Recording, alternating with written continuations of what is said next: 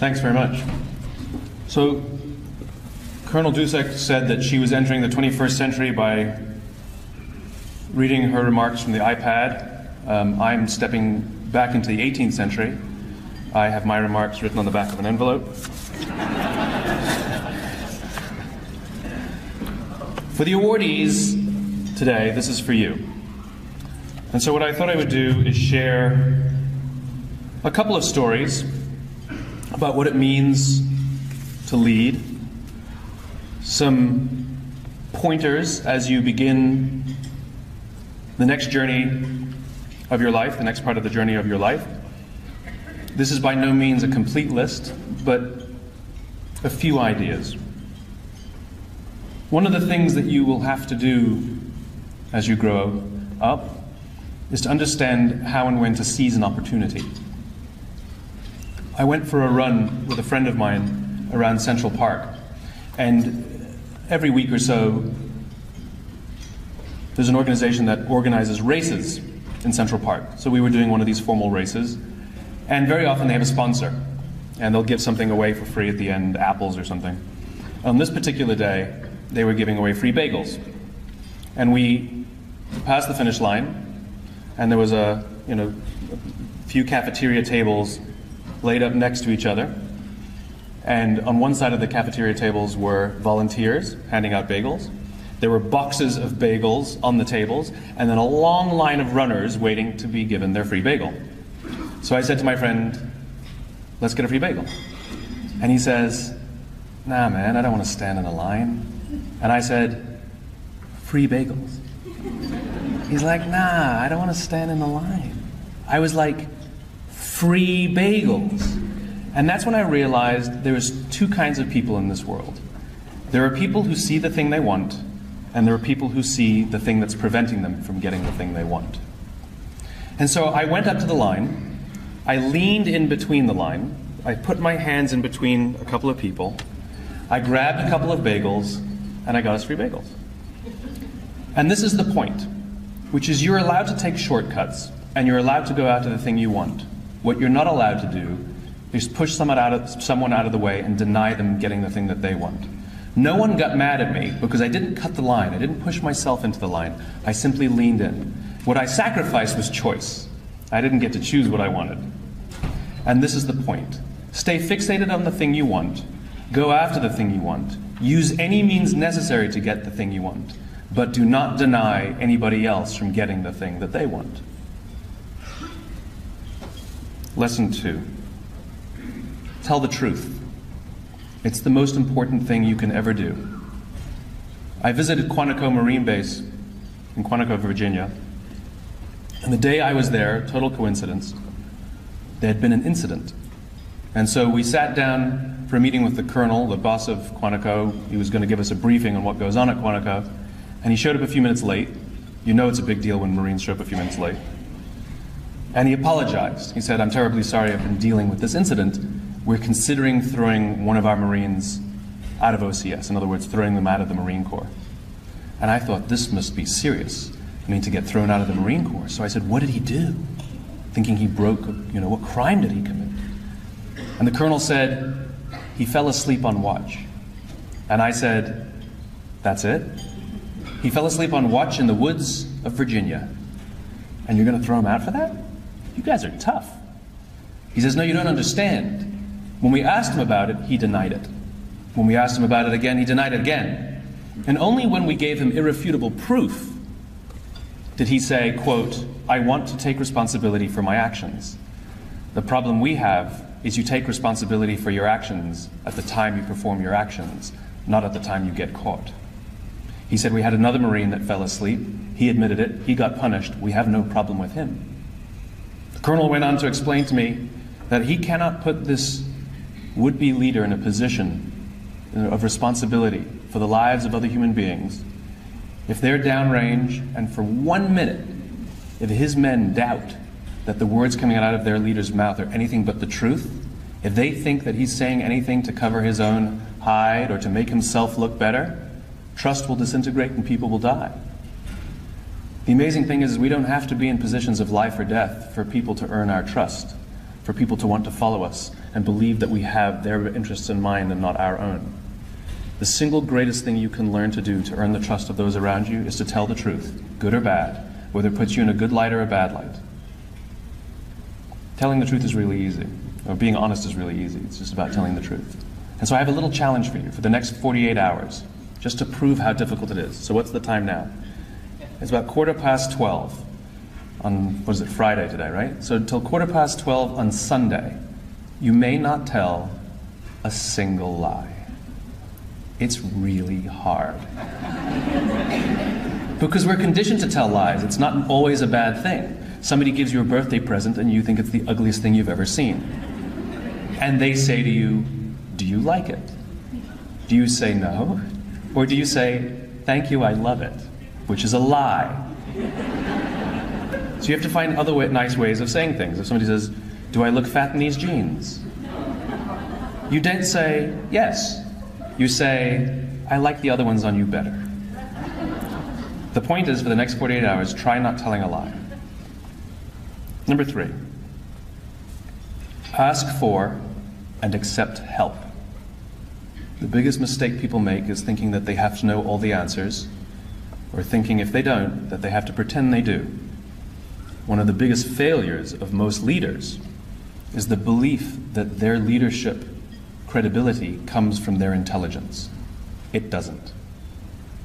There was a retired captain from the Navy, Captain David Marquet, who was a career naval officer, submariner, who was given one of the greatest honors any naval officer could ask for. He was given command of his own submarine, a Los Angeles-class, nuclear-powered fast attack sub. How cool is that? He was going to be given command of the USS Olympia, and it was one of the best-rated crews in the whole fleet. And Marquet, like many, believed that his credibility as a leader would be based on his own intelligence.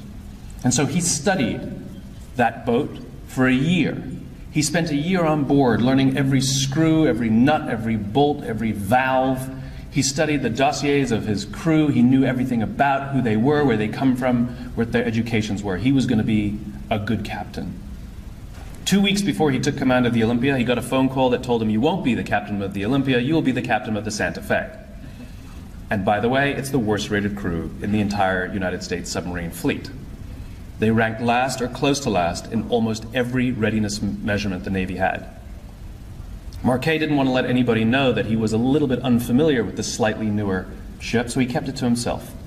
And he's still an ambitious guy with a big ego, and he figured, if I give good orders, I'll have a good ship. And if I give great orders, I will have a great ship.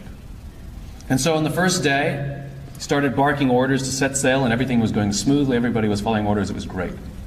Second or third day out, submerged, they decided to run an exercise. They turned off the nuclear reactor manually and pretended they had a meltdown, and they ran on battery power. It's called EPM. And Marquet decided to make it a little harder to see how his crew would respond under pressure. So he gave a simple order, ahead 2/3, which means run the boat 2/3 its maximum speed. His number 2 in command, standing right next to him, who incidentally had more experience on the boat than anybody else, 2.5 years aboard the Santa Fe, repeated the command, ahead 2/3, and nothing happened. Marquet peers out from the side of his periscope, and he sees Seaman Jones, a couple stripes on his arm, just sitting there squirming in his seat. Marquet could see it. Marquet says, Seaman Jones, what's the problem? And Seaman Jones replies, sir, there is no 2/3 setting. Apparently on this slightly newer boat, there was just no 2/3 setting on the battery power. So he turns to his number 2, he said, did you know this? He said, mm-hmm. He said, then why did you give the order? He said, 'cause you told me to. And it's at that point Marquet realizes that he's aboard a ship that he doesn't understand, and he has a crew trained for compliance. It's not like he can just turn around and come back and change his crew out or get another boat. This is his crew. And so he was forced to re-understand what leadership means. Leadership is not the captain knowing all the answers. Leadership is trusting that his people knew more than he did. Because the person who did know was Seaman Jones with 2 stripes on his arm, who knew exactly how the ship worked. The people at the top have all the authority, but the people at the bottom have all the information. The goal is not to push the information up. The goal is to push the authority down. Trust people that they know how to do their jobs, and when they offer you help, say yes. Admit you don't know things. Because when you admit you don't know things, people will help. When you say you know everything, it's not that people don't want to help, they just don't think you need it. Ask for and accept help. Take the risk to trust people. That's the next lesson. Bob Chapman, who's a dear friend of mine, runs a large manufacturing company in St. Louis called Barry Waymiller. Historically, in factories in this country, we treat management differently than we treat the people who work on a factory floor. For example, if you work in management and you need supplies, you go to the supply cabinet, you open it up, you take out pens and papers or whatever you need.